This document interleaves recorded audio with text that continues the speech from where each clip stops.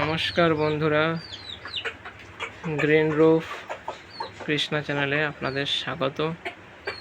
তো আজ আলোচনা হবে বুগেনভেলিয়া গাছ নিয়ে। বুগেনভেলিয়ার যারা টপে লাগান, মেন সমস্যা হচ্ছে গাছের গোড়ায় যাতে বেশি জল জমে না থাকে। তাতে কী হবে, শিকড় পচা শুরু হবে। আর যদি দেখছেন যে গাছটি পাতা ছোট ছোট হলুদ হলুদ হয়ে পড়ে যাচ্ছে, তখনই কি করবেন, তাড়াতাড়ি পুরো শিকড় শুদ্ধ গাছটিকে তুলে ভালো করে শিকড়গুলো ধুয়ে সাফ ফাঙ্গিসাইড জলে অন্তত একদিন বা আপনারা চাইলে 1.5 ঘন্টা থেকে 2 ঘন্টা চুবিয়ে রেখে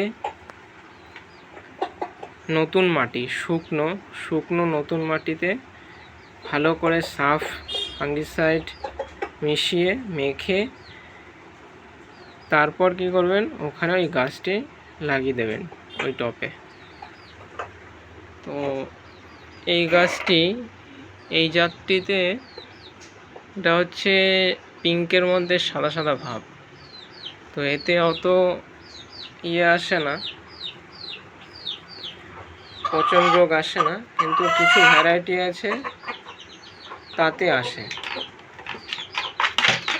তো আমি একটি গাছ বাঁচিয়েছি,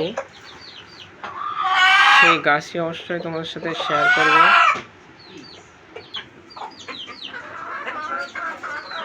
যে গরমে প্রায় গাছটি মরে যাচ্ছিল, আমি ছাদ থেকে নামিয়ে ফেলেছি। এই যে সেই বুগেনভেলিয়া গাছটি, দেখুন পুরো পাতা ঝরে গেছে। এগুলো নতুন করে আবার দেখুন নতুন করে পাতা গজিয়েছে। এই যে দেখুন ডাল ছেটে দিয়েছিলাম আমি।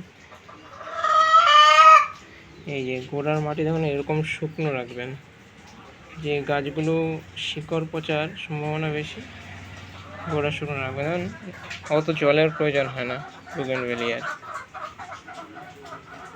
আমরা অনেকজন যারা বুগেনভেলিয়া লাগায় এরকম করে থাকি যে ভুলবশত বেশি জল দিয়ে রাখি। বেশি জল দেওয়া ভালো না বুগেনভেলিয়ার পক্ষে।